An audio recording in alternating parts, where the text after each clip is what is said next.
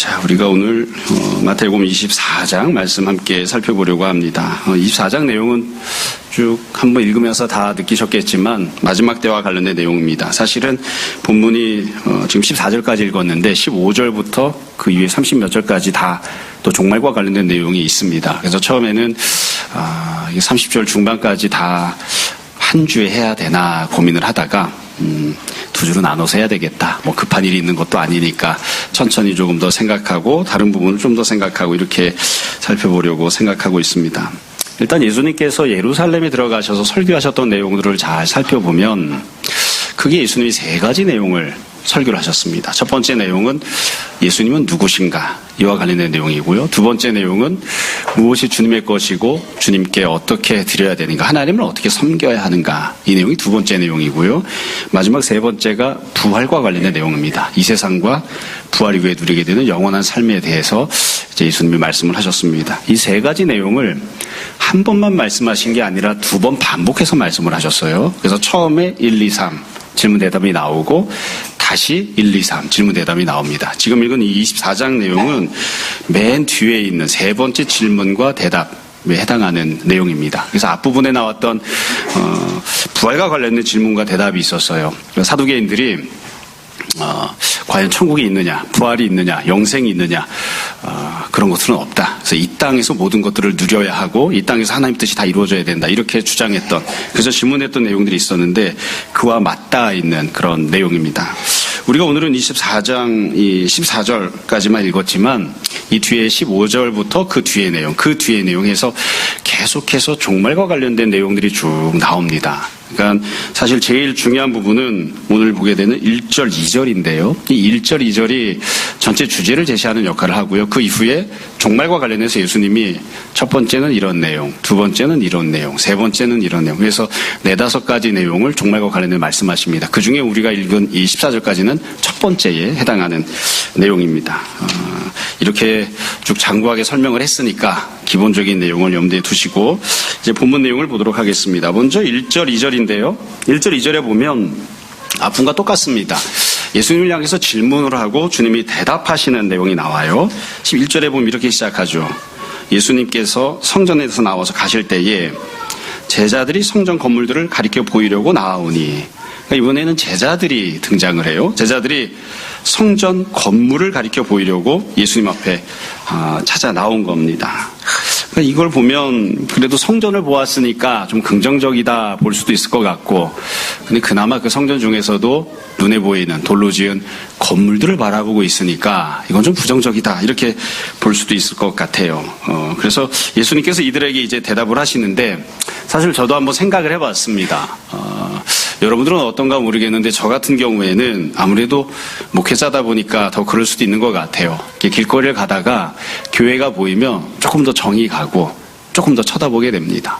특별히 이런 관악구에 있는 교회들을 보면 상가마다 십자가 탑이 있고 교회들이 있거든요. 그럼 지나가면서 저기 십자가 탑이 있는데 실제로 교회가 있을까? 십자가 탑만 놔두고 교회 문 닫은 곳이 많거든요. 괜찮은가, 어떤가 한번 이렇게 쓱 올라가서 쳐다보고 내려오고, 또 지나가다 보면 또 이렇게 예배당을 잘 지어놓은 교회들이 있어요. 그러면 여러분들은 어떤 생각하시는가 모르겠습니다만 저는 이렇게 지나가다 그런 걸 보면 참 예배당 예쁘게 잘 지었네, 돈은 얼마나 들었을까, 이런 생각하고 가끔 물어봅니다. 예전에도 우리 한번 중고등부 아이들이 남서울 은혜교회에서 만들었던 생명의 빛 예배당이라는 곳에 수련회를 간 적이 있어요. 가서 보니까 관리하시는 부목사님이 계셨는데 아무도 안 묻는 걸 제가 묻더라고요. 보니까 목사님 이 예배당 짓는데 얼마나 들었나요? 재료값 빼고 120억 들었습니다 그러더라고요. 그래서 야, 근데 앞으로 조금 더 지어야 됩니다 그러시더라고요. 그래서 야, 정말 돈값을 하는구나, 이렇게 많이 돈을 들여서 지으니까 정말 예쁘게 짓는구나, 우린 절대로 못 짓겠다. 근데 아무래도 옛날에 성전도 그렇지만 뭐 교회 다닌 사람들은 예배당을 보면 참 잘 지은 예배당을 보면, 아름답게 지은 예배당을 보면 부러운 마음도 생기고 또 참 좋아하는 마음도 생기고, 우리 교회는 아니지만 그래도 참 좋은 그런 마음들이 생기곤 하죠. 제자들이 지금 그렇게 하는 거예요. 성전을 보면서 자랑스러워하는 마음을 가지고 주님 앞에 또 한편으로 생각하면 예수님도 다 거기서 나오셨으니까 다 쳐다보고 있는데 그걸 예수님한테도 자랑하려고 하는 그런 모습인 거죠. 거기에 대해서 예수님이 이렇게 대답하셨어요. 2절에 보면 대답하여 이르시되 너희가 이 모든 것을 보지 못하느냐. 내가 진실로 너희에게 이르노니 돌 하나도 돌 위에 남지 않고 다 무너뜨려지리라. 이 말씀의 핵심입니다. 이게 우리가 오늘 보려고 하는 모든 내용의 핵심이고 앞으로 한 달 정도 넘게 볼 모든 말씀들의 핵심 주제이기도 합니다.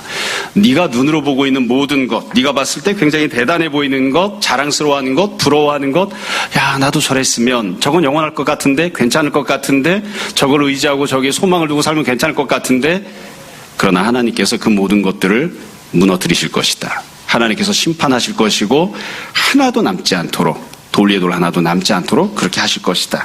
이게 이 본문의 핵심인 거예요. 그래서 오늘 설교를 다 들으시고 나서 잘 기억이 안 나면 이것만 기억하시면 됩니다.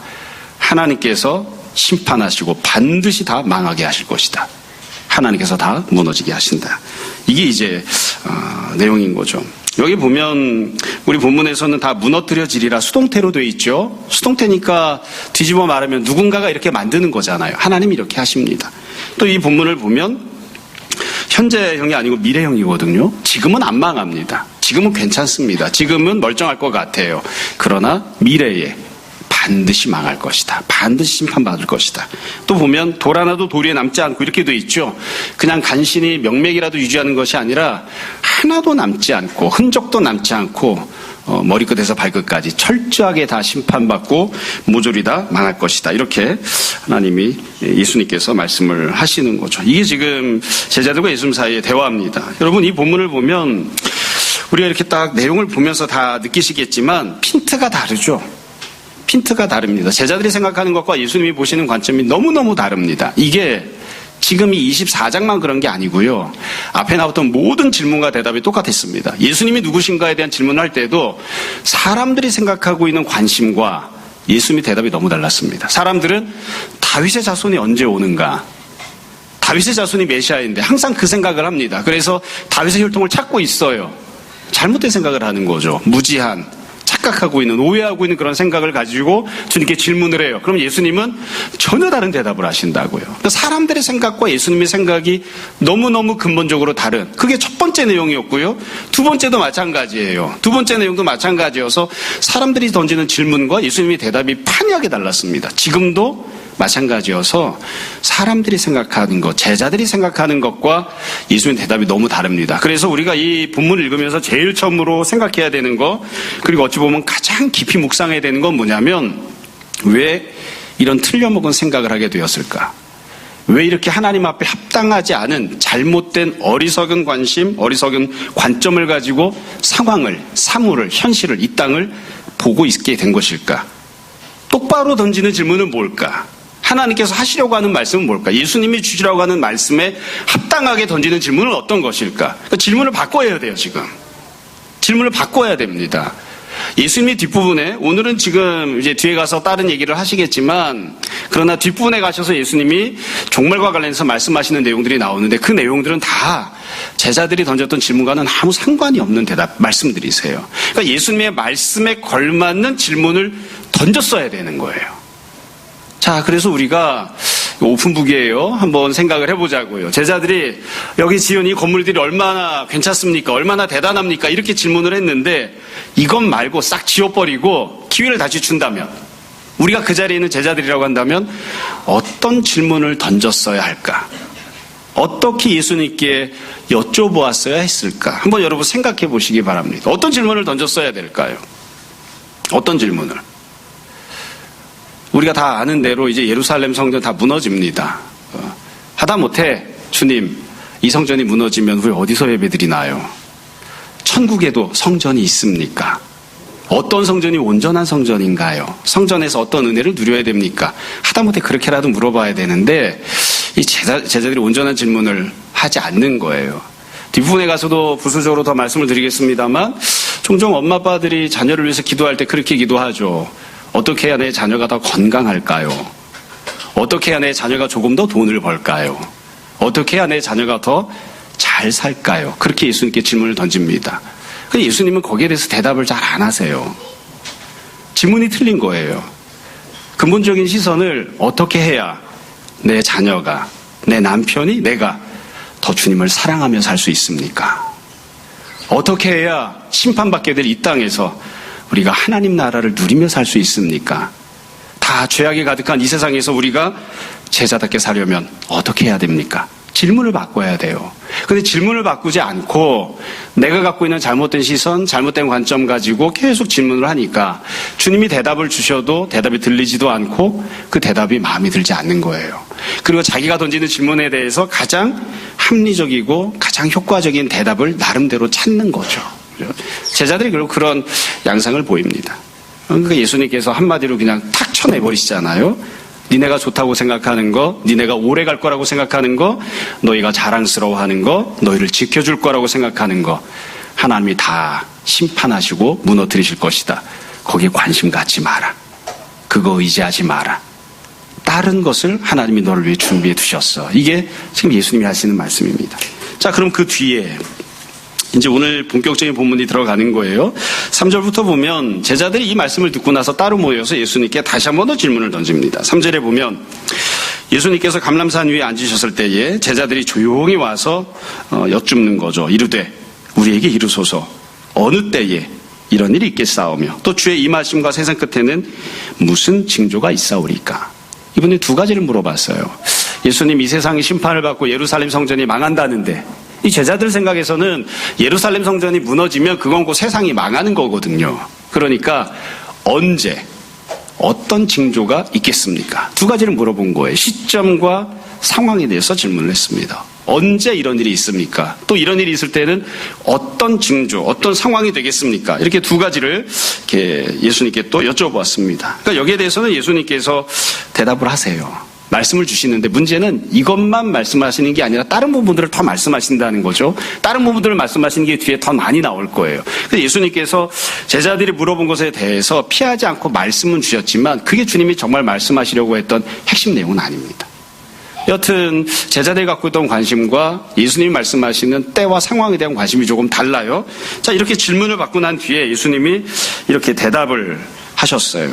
대답하신 내용들이 그 뒤에 몇 가지가 나오는데 마지막 때가 언제인지 어떤 징조가 있는지에 대해서 말씀하십니다. 첫 번째 때와 징조에 대한 말씀이 4절과 5절에 나옵니다. 4절을 보시면 예수님께서 대답하여 이르시되 너희가 사람의 미혹을 받지 않도록 주의하라. 많은 사람이 내 이름으로 와서 이르되 나는 그리스도라 하여 많은 사람을 미혹하리라. 이게 첫 번째 징조입니다. 문자 그대로 보면 간단해요. 종교적인 사기꾼들이 득세한다는 거죠. 자기가 그리스도도 아닌데 메시아도 아닌데 내가 그리스도다 이렇게 거짓말하고 그래서 사람들을 미혹하고 사람들을 속여서 끌고 가는 이제 그런 일들이 횡행할 것이다. 이게 첫 번째 징조로 말씀하신 겁니다. 그러니까 이건 사건만 놓고 보면 문자적으로만 놓고 보면 이야기가 아주 간단합니다. 그러니까 누군가가 내가 예수님이야, 내가 메시아야, 내가 재림주야 이렇게 이야기하면 안 따라가면 됩니다. 거기에 미혹당하면 안 되는 거죠. 그런 일들이 많이 있으면 이게 마지막 때가 가까이 왔는가 보다 이렇게 생각하라는 거예요. 근데 이 말씀을 문자 그대로 보는 것과 더불어서 동시에 조금 더 보편화시켜서 일반적으로 이야기하면 이렇게 말할 수 있을 것 같아요. 내가 그리스도다라고 하는 건 무슨 뜻이냐면 우리가 흔히 이야기할 때 그게 구세주네. 상황이 해결이 되었네.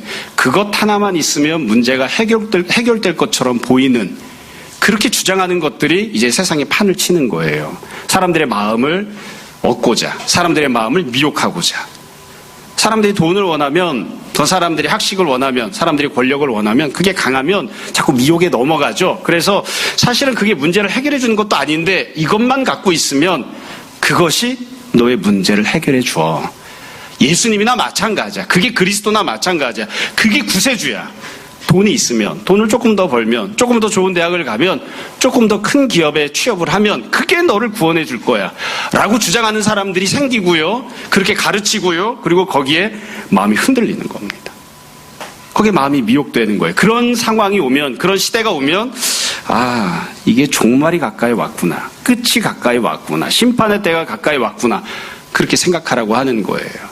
그래서 우리가 나는 자칭 예수님이라고 주장하는 사람 따라간 적이 없는데 이렇게만 생각하면 안 되고 그건 당연히 그렇게 생각해야 되는 것이고 자칭 예수님이라고 하는 사람들 문선명 같은 놈들 따라다니면 안 됩니다. 다 당연히 그건 그렇게 해서는 안 되는 것이고 그것 이외에 내가 다른 무언가를 예수님처럼 따라다니지는 않나? 그것만 있으면 내 문제가 해결될 것처럼 그게 나의 구세주인 것처럼 생각하고 살아가는 것들은 없나? 그런 부분들에 내 마음이 미혹되고 흔들리는 부분들은 없는가? 잘 생각해야 됩니다. 이런 모습들이 있기 때문에 심판을 받는 것이고요. 미혹하는 자들이 있기 때문에 심판을 받고 거기에 마음이 흔들리기 때문에 심판을 받는 것이고 동시에 이처럼 마음이 흔들리는 것 자체가 이미 심판을 받은 것입니다. 이런 마음을 가지고서는 은혜 받기 어렵죠. 예수님께서 이와 같은 모습이 되지 말도록 이렇게 이야기를 하시고 경고를 하신 거예요. 자, 그럼 이렇게 미혹하는 자들이 있을 때에 마음이 미혹받지 않으려면 어떻게 해야 되는가? 주님께서 해답도 주셨어요. 4절 끝에 보면 사람이 미혹을 받지 않도록 주의하라고 말씀하셨습니다. 제가 이 말씀을 붙잡고 골똘하게 생각을 해봤습니다. 여러분도 한번 생각해 보세요. 주의한다는 게 무슨 뜻입니까? 동시에 어떻게 해야 주의할 수 있을까요? 제가 머리가 나빠서 그런지는 모르지만 골똘히 생각을 해보니까 제가 찾아낼 수 있는 해답은 이거 딱 한 가지입니다. 주의하고 싶어서 주의가 잘 되면 무슨 걱정이겠습니까? 사람이 예수님만 온전히 붙잡고 주님만이 내 인생의 해결자가 되시고 오직 주님의 은혜만 붙잡고 살겠다고 굳건하게 믿음의 마음을 갖지 않으면, 그러니까 믿음의 마음을 품지 않으면 사람은 누구나 다 미혹되고 흔들리는 마음을 갖게 되기 마련입니다. 그러니까 믿음 위에 굳건히 서 있어야 주의할 수 있는 거예요.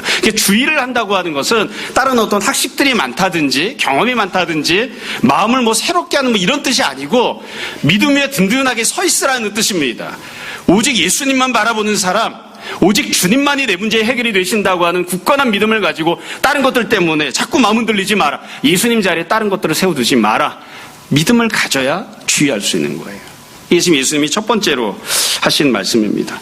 두 번째 징조가 있습니다. 두 번째 징조는 6절부터 8절까지 나오는 내용인데요. 6절에 보면 난리와 난리 소문을 듣겠으나 너희는 삼가 두려워하지 말라. 이제 난리가 나고 난리가 있는 거죠. 실제로 난리가 나서 다른 곳에서는 난리가 막 법석을 피우고 있고 그것에 대한 소문도 들려오는 거예요. 또 주님이 6절 끝에 보면 이런 일이 있어야 돼. 아직 끝은 아니니라. 여기서 말하는 끝이라고 하는 건 세상이 완전히 끝장나버리는 최후의 종말이 아니고 맨 마지막 주님이 재림하시는 그 최후의 종말 이전에 있게 되는 마지막 시기를 끝이라고 표현한 거예요. 그러니까 마지막 시기, 끝이 있고 난 다음에 그 다음에 최후의 종말이 있을 거예요. 7절에 보면 민족이 민족을, 나라가 나라를 대적하여 일어나겠고 곳곳에 기근과 지진이 있으리니 이 모든 것은 재난의 시작이니라. 끝이 시작되는 것이다. 이제 이런 일들이 있어야 시작이 되는 것이지 이런 것들이 있다고 해서 모든 것들이 종결되는 건 아니에요. 그래서 두 번째 징조들은 무엇이냐면 난리와 난리, 기근과 지진입니다. 난리와 난리라고 하는 것은 전쟁이 나는 거죠. 나라와 나라, 민족과 민족 사이에 전쟁이 일어나는 것입니다. 여러분, 나라는 누가 세웠을까요? 하나님은 나라를 만드신 적이 없습니다. 나라는 사람이 세운 겁니다. 여러분, 경제체제는 누가 만들었을까요? 하나님이 경제체제를 만드신 적이 없습니다. 사람이 만든 겁니다. 그래서 이 나라라고 하는 개념, 국가라고 하는 개념, 그리고 또 민족, 어떤 지역을 자리 잡고서 살아가고 있는 거, 이런 것들은 사람들이 만든 제도예요. 그래서 어떤 신학자들은 그런 얘기를 한다고요. 도시가 생기면서 사람들이 타락하기 시작한 것이다. 그렇게 이야기하는 사람도 있어요. 도시는 누가 만든 건가요? 사람이 만든 겁니다. 그러니까 사람들이 어떤 체제를, 제도를, 어떤 구조를 만들면서 가장 크게 형성해 놓은 가장 기본적인 삶을 영위해 나가는데 가장 기본적으로 필요한 가장 큰 거대한 구조가 나라, 민족, 영토예요. 근데 그 모든 것들이 흔들리는 거죠. 그 모든 것들을 하나님이 심판하실 것이다. 이것이 있으면 적어도 우리가 삶을 살아가는데 가장 기본적으로 필요한 것들은 안전판을 가지고 보장받을 수 있어 라고 생각했던 그런 것들, 너희가 만든 모든 것들을 내가 다 쓸어버리고 심판하겠다. 그 상황이 생기면 마지막 때가 가까웠다는 것을 알아야 된다. 이렇게 말씀하시는 거예요. 또 여기 보면 나라와 나라, 민족과 민족만이 아니라 기근과 지진이 있죠. 이건 하나님께서 직접 심판을 하시는 겁니다. 하나님이 사람들 살아가도록 땅을 주셨는데 그 땅이 흔들리고, 하나님이 사람들 살아가도록 곡식을 주시는데 그 곡식을 주시지 않는, 삶을 살아가는데 기본적으로 필요한 하나님이 공급하시는 은혜가 단절되는 그런 상황이 만들어지는 거죠. 그래서 삶에 있어서 가장 기본적인, 이건 당연히 있는 거 아니야? 이렇게 생각했던 그 모든 것들이 다 흔들릴 것이다. 이것도 마찬가지입니다. 이게 바로 심판을 받고 있는 모습입니다. 어쩌다 보니 이런 일이 생기는 것이 아니라 하나님께서 이 모든 것들을 다 흔들어 버리시고 심판을 행하시는 거죠. 이런 심판이 시행이 되면 이제 마지막 때가 가까이 왔구나. 주님이 오실 때가 가까이 왔구나. 그렇게 생각해야 되는 거예요. 이번에도 주님께서 이런 징조가 있을 때 어떻게 해야 하는지를 구체적으로 말씀을 해주셨어요. 6절에 보면 두 번째 줄에 이렇게 되어 있죠. 너희는 삼가하라. 두려워하지 말라. 저도 이 부분도 마찬가지입니다. 계속 이게 해결책이니까 해결책이 중요하잖아요. 문제보다 해결책이 중요한데 삼가하고 두려워하지 말라 이 말씀을 묻고 이것도 골똘히 생각을 해봤습니다. 여러분 전쟁이 났는데 두려워하지 않을 사람이 누가 있을까요? 여러분들은 어떤 경우에 두려움을 느끼는지 한번 생각해 보십시오. 어느 정도 어려움이 있으면 두려움을 느끼나요? 내가 삶을 살아가는데 기본적으로 필요한 여러 가지 토대들 중에 어떤 정도가 흔들리면 두려움을 느끼십니까?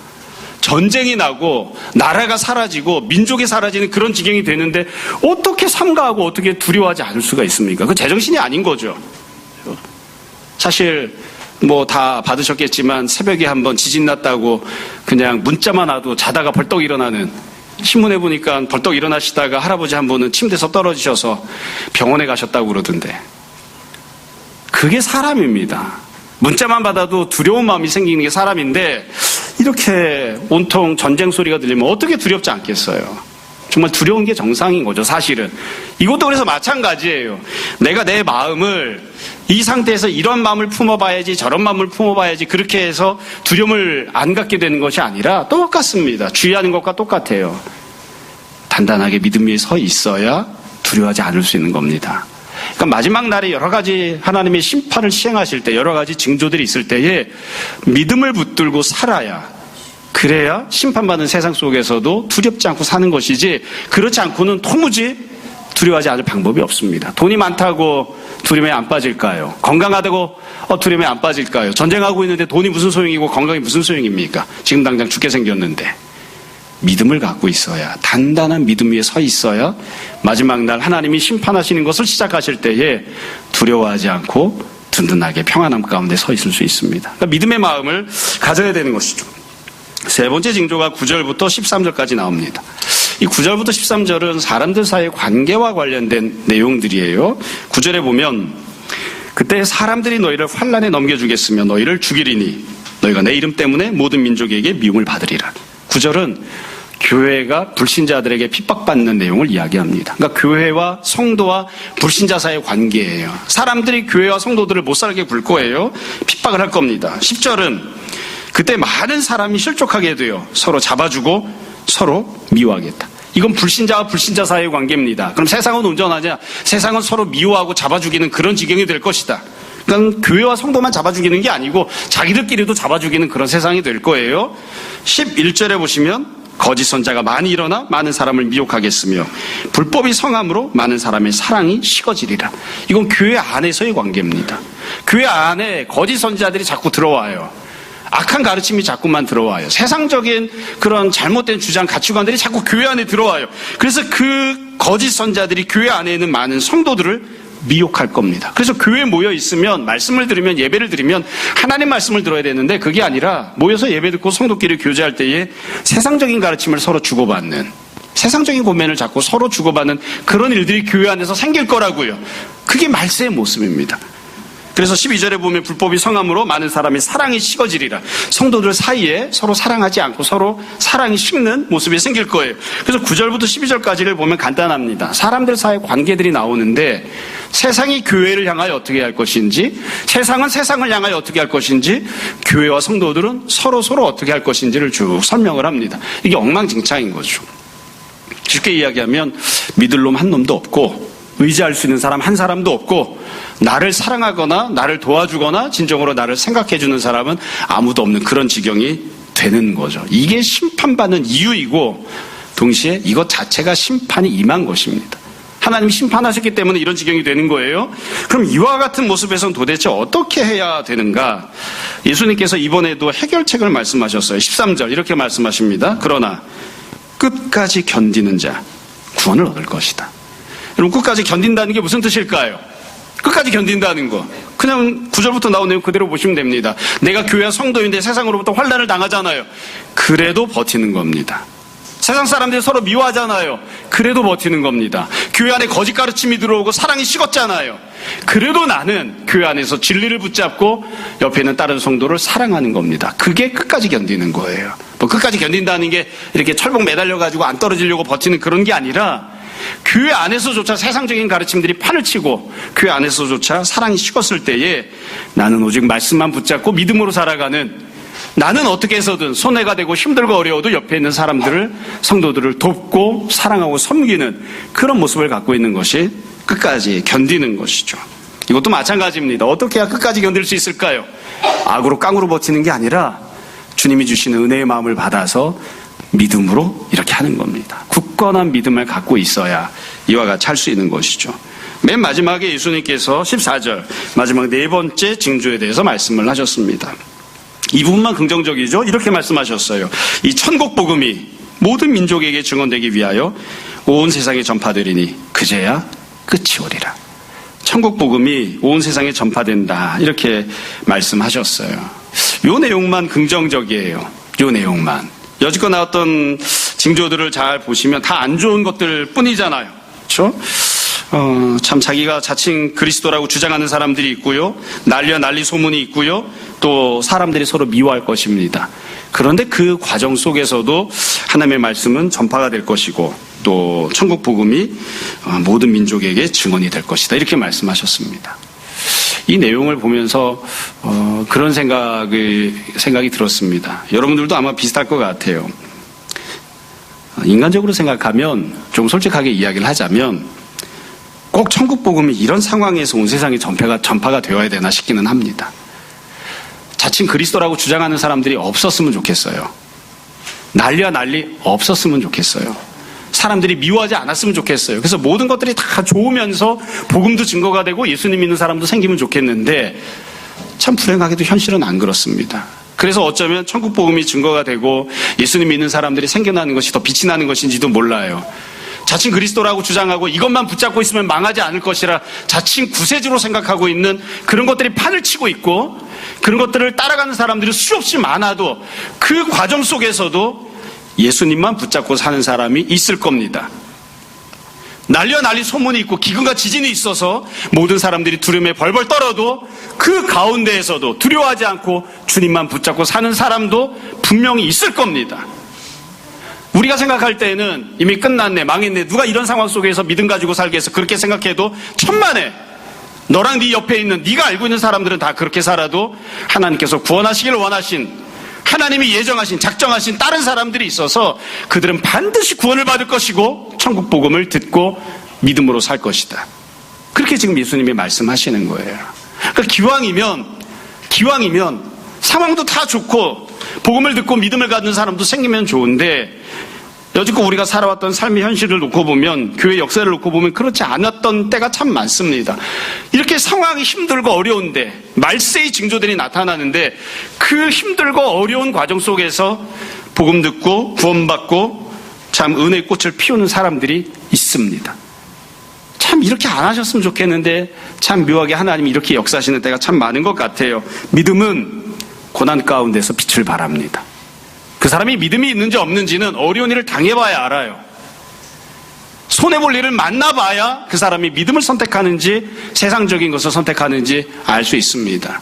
다 평안할 때야, 다 입으로 말하는 신앙생활이야 누구나 다 주님을 사랑한다고 이야기하지. 돈 10만 원만 손해를 봐도, 매 두세 대만 맞아도, 직장에서 조금만 승진이 늦어도 신앙을 그냥 내팽개칠 수 있는, 그게 사실은 우리들이 갖고 있는 본성이란 말이죠. 그러나 말세의 심각한 심판이 임하는 상황 속에서 하나님께서 구원하기를 원하시는 자들이 있다. 믿음을 선택하는 자들이 있다. 주의하는 사람들, 두려워하지 않는 사람들, 끝까지 견디는 사람들이 있을 것이다. 그리고 그 사람들이 단순히 한 곳에만 있는 것이 아니라 주님이 약속하셨던 것처럼 모든 민족들에게 복음이 전파되고 수많은 사람들 가운데 그런 일들이 있을 것이다. 지금 예수님께서 그렇게 말씀하십니다. 우리가 오늘 보는 본문은 여기까지입니다. 조금 밍숭맹숭할 수도 있지만 다 다음 주에도 또 비슷한 내용들이 또 나오니까 오늘 나눴던 말씀을 정리하면서 몇 가지를 말씀드리려고 합니다. 제가 이 본문을 보면서 우리가 다 너무나 잘 아는 내용들이기 때문에 그렇긴 한데 앞부분에서 드렸던 말씀들을 정리하고 어떤 내용을 다시 한번 기억을 해야 될까 생각하면서 몇 가지를 생각을 해봤습니다. 제가 개인적으로 생각할 때 이 본문에서 제일 중요한 내용은 처음에 말씀드렸던 내용입니다. 여러분, 애당초 잘못된 질문을 던지면 안 됩니다. 내가 주님께 묻고 있는 질문이, 내가 주님께 구하고 있는 것이 과연 주님의 뜻에 합당한 것인지를 잘 생각해야 됩니다. 이 성전이 얼마나 대단합니까? 하나님께서 이 성전에서 얼마나 영광을 받으실 겁니까? 하나님께서 이 성전을 얼마만큼 지탱시켜 주실 것입니까? 우리가 어떻게 해야 이 성전을 지킬 수 있을까요?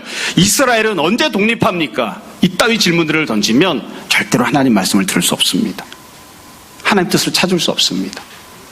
하나님이 정말로 말씀하시려고 하는 것, 하나님이 정말로 베푸시려고 하는 은혜를 잘 찾아야 됩니다. 그리고 그에 합당한 질문을, 그에 합당한 기도를 할 수 있어야 됩니다. 그래서 우리가 주님께 던지는 질문이 무엇인지 다시 한번 잘 생각해 봤으면 좋겠습니다. 여러분, 우리는 정말 천국에 대한 것, 영생에 대한 것, 주님이 허락하실 구원과 은혜에 대한 것을 질문합니까? 여쭤봅니까? 주님, 천국에 가면 얼마나 좋은가요? 우리가 천국에서 어떤 안식을 누릴 수 있나요? 이 땅에서 우리가 천국을 누리고 하나님 나라를 얻고 소유하고 전하는 자로 살려면 어떻게 살아야 하나요? 나는 어떤 힘을 가지고 그런 것들을 감당하며 살 수 있을까요? 나는 가난한데 배우지 못했는데 힘이 없는데 숫자도 적은데 지금도 별 볼 일이 없고 앞으로도 별 볼 일 없을 것 같은데 과연 내가 이 땅에서도 천국을 누리며 살 수 있나요? 그렇게 하려면 어떻게 해야 합니까? 질문을 바꿔야 됩니다. 질문을 바꾸지 않으면 주님의 음성을 들을 수 없습니다. 이 한 가지를 꼭 기억했으면 좋겠습니다. 두 번째로, 하나님께서 반드시 모든 것을 심판하실 겁니다.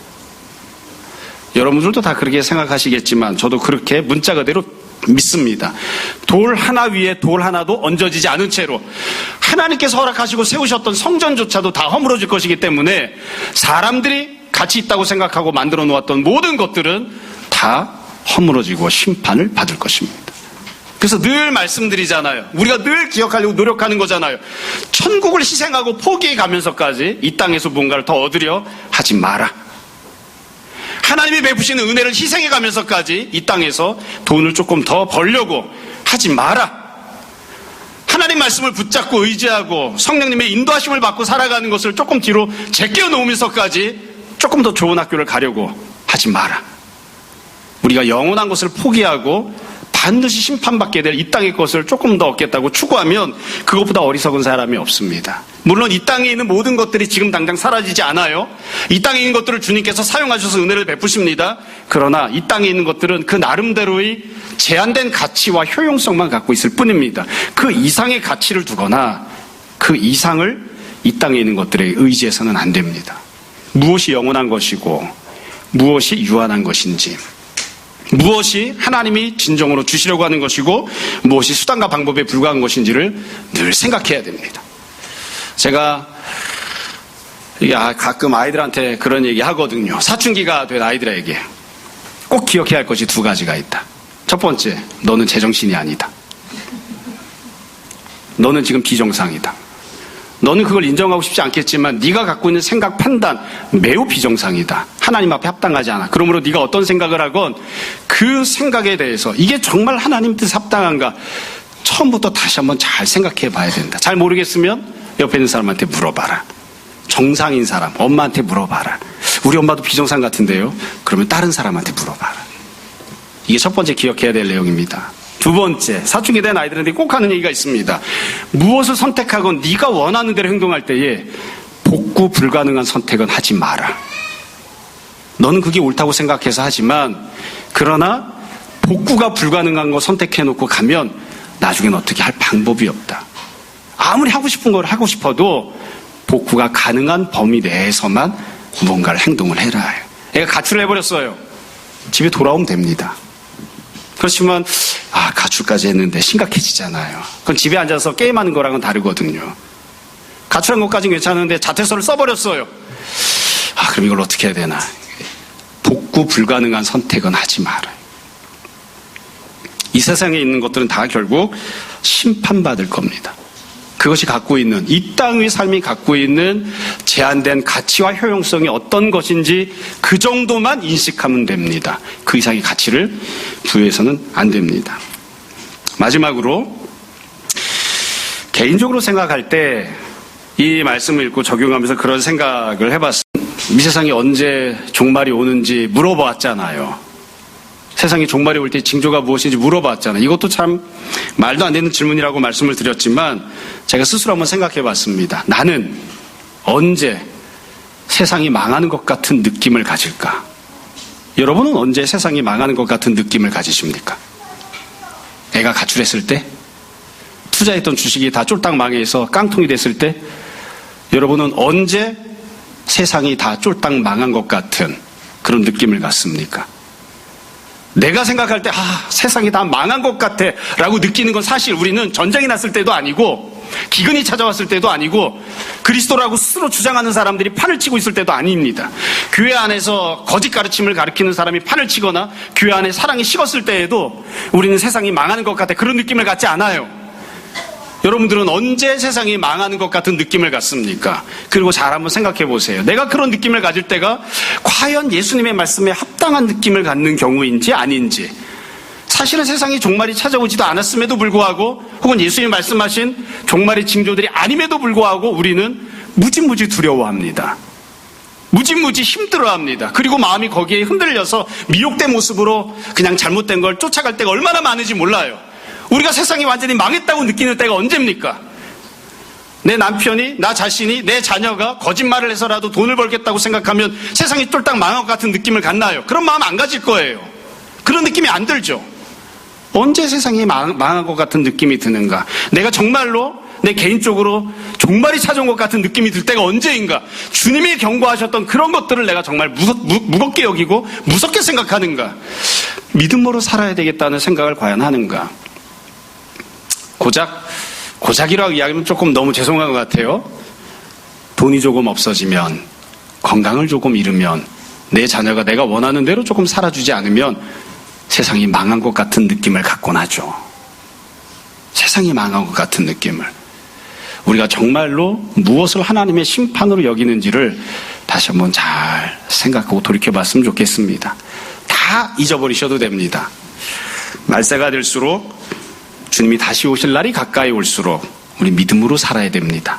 쉽지 않습니다. 바울이 그러했고 모든 믿음의 선배들이 그러했고 주님도 그러셨습니다.